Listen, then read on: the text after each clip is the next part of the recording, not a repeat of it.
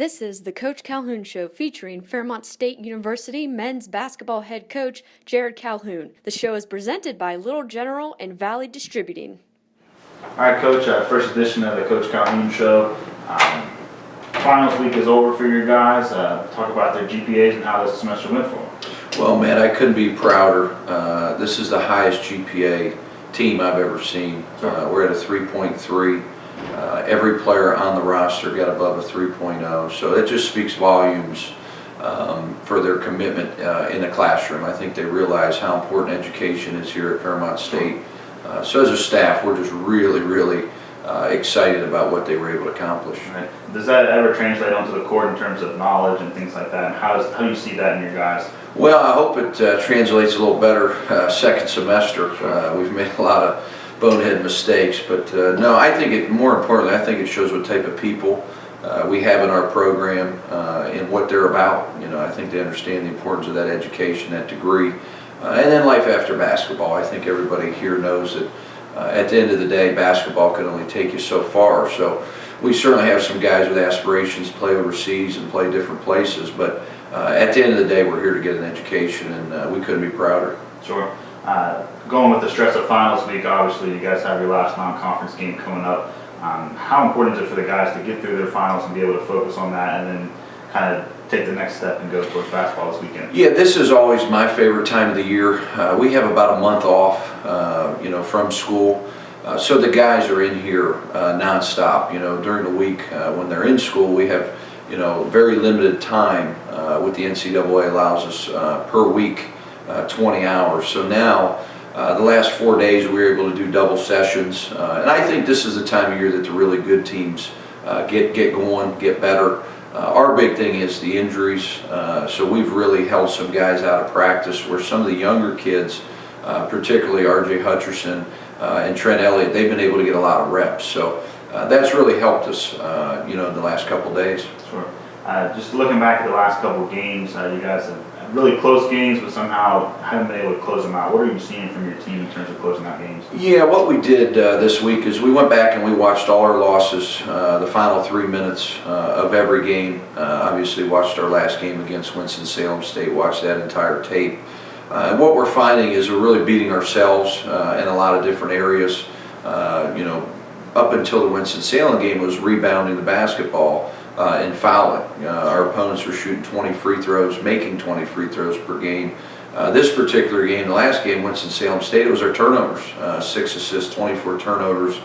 They converted 31 points off of our turnovers. So we have to find a way to win. Is the best way I would sum up our team. Are we that bad? Are we that good? No, right now we're just an average team. But we've been dealt a bad hand. A lot of things that we couldn't control, with Jamel's knee, Thomas's foot.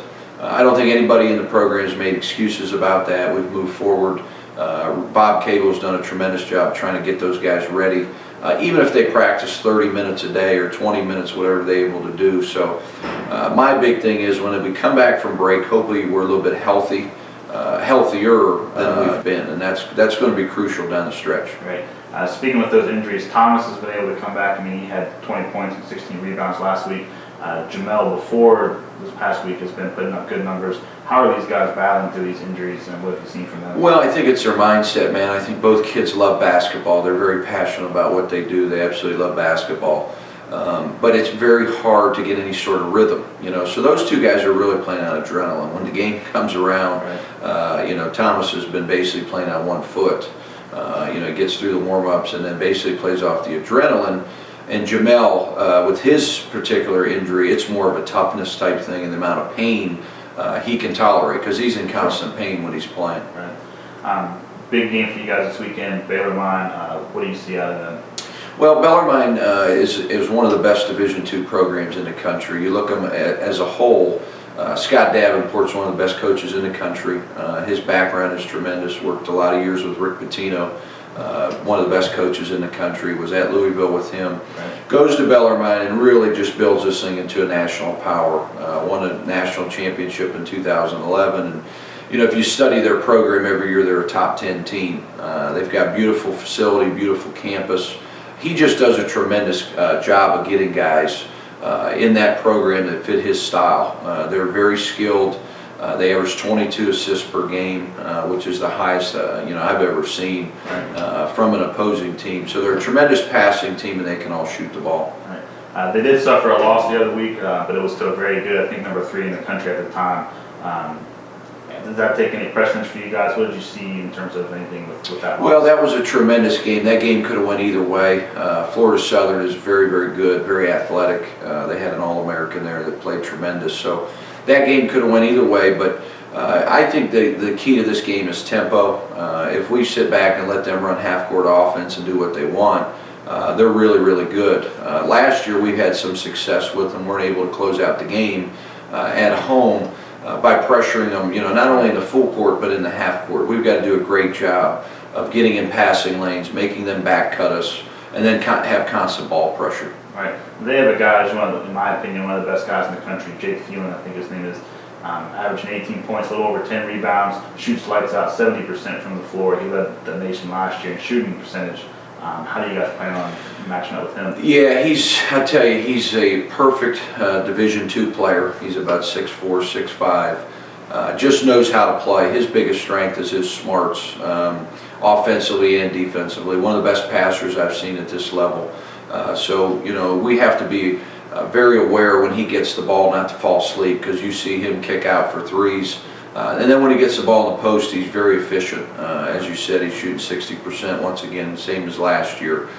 Interesting kid, he was at Bellarmine, transferred out, was a little bit overweight when he was there, goes away, now comes back in unbelievable shape, and really understands their culture. I think the big thing about Bellarmine is they're used to winning. They've done it over time, and he just exemplifies everything that they do there at Bellarmine. Right.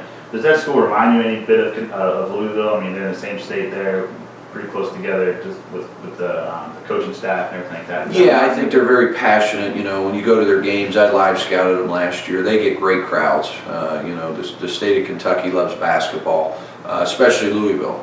With Louisville being right there, they're kind of the second big show in town, and they get a lot of Kentucky kids, so that helps with getting the local fans to come out and support them. Sure. Christmas time's on this year, Coach. What do the kids get to do in terms of how much time they get off and how much time they get to spend with their families and things like that? Yeah, great thing about Division II basketball that I really like, after Saturday's game, we have to take 9 days off. It's mandatory Division II rules, not just Fairmont State, but it's all around the country. And that allows our players to go home, allows them to relax. They're not in class. So it allows them to go spend some time with their family. Which I think is important in this particular time with our team now.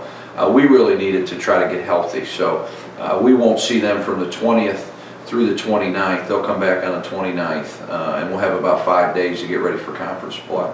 For you personally, is there any big Christmas traditions you like to plan or things like that? No, we'll spend some time with the family in Cleveland, where I'm from. Then I also go to my in-laws in Wheeling. So we'll be traveling around, bouncing around. My son's in Cleveland, so it's a nice chance to get up there and see him play some games and spend some time with him as well. Coming back after the break, what kind of expectations do you have for this program moving forward for the rest of the year? Well, where we're at right now, I think it's pretty self-explanatory. I think our guys understand the sense of urgency every game. If we want to play in March, the way you look at it, you have 18 games left. We've got to win 14 or 15 games. So, if you have 18 games, you can probably only lose 3 or 4. That's our goal, to get to the NCAA tournament and make a run at it. So we'll have to come back healthy. We'll have to come back extremely focused, extremely hungry, but also understand we're not that far away. As bad as it sounds at 5-4, if you make some corrections, you learn from your mistakes, we can certainly get there. Right. Last year, you guys were kind of in the same position after break. You had a really tough schedule coming up. What changes are you going to make this year, if any at all, with you guys? Well, we were 7-3 after last year. If you look at our schedule this year, there's no comparison. I think when the rankings come out, I think we'll have a top 5, top 10 schedule in the country. So, you say shoulda, coulda, woulda, but I think fans want to see good teams at Joe Retton Arena. I don't think anybody wants to see 40 and 50-point blowouts. I think for us, we have to play the best if we're going to be the best. So we certainly don't regret playing a great schedule. That's why we're going to Bellarmine. We did a home-and-home series with them. we'll always play the best. As far as doing anything different, no, I don't think so. I think, as I've said 2 or 3 times, I think we got to get rest during the break, but I think we have to come back understanding we can still get the job done. You know, in the end, you're graded on your whole body of work. Right now, we're being graded on a third of the season. We still have a lot of games to play. We have 18 league games to play, and we're only 2 games out. You know, you look at West Liberty; they're sitting at 4-0. Glenville State's 3-1. Everybody else has 2 losses, so we're kind of right in the middle of the pack right now as far as the league's concerned. Right. Just a little bit with your West Virginia history. Obviously, the last weekend was the Capital Classic. A couple of choice words between the 2 coaches. Do you have any thoughts about the WVU-Marshall rivalry or anything like that? No, I don't want to say too much about that, but I thought it was interesting, some of the comments made. But, you know, I did the schedule for West Virginia there, worked with Coach Huggins. Obviously, he has the final say, but I was kind of the point man on that for 4 years, and that was something I took great pride in, was doing that schedule for the Mountaineers. And, you know, the one thing that I love about Hugs is he plays the best schedule. And for a coach to say that West Virginia or Coach Huggins in particular is scared of anybody is not a very smart comment with the people that Hugs has played, not only at West Virginia but at Cincinnati. I think if you go back and look at his history, he's always played a top 10 schedule in the country. You know, you look at this year, they've got Virginia Tech, they've got NC State, they played UConn, they played Boston College. So they're always going to play top people. And I kind of understand what he's saying as far as that game in particular really can hurt you if you lose the game. I don't know how much that game helps you if you win it, when their RPI is in the high 200s. And the comment he made, he wants to be under 200 playing different opponents, and right now Marshall's not to that point. That wraps it up, Coach. All right. All right. Tune in to timeswv.com on your computer or mobile device every Thursday at 7 p.m. for a new episode of the Coach Calhoun Show presented by Little General and Valley Distributing.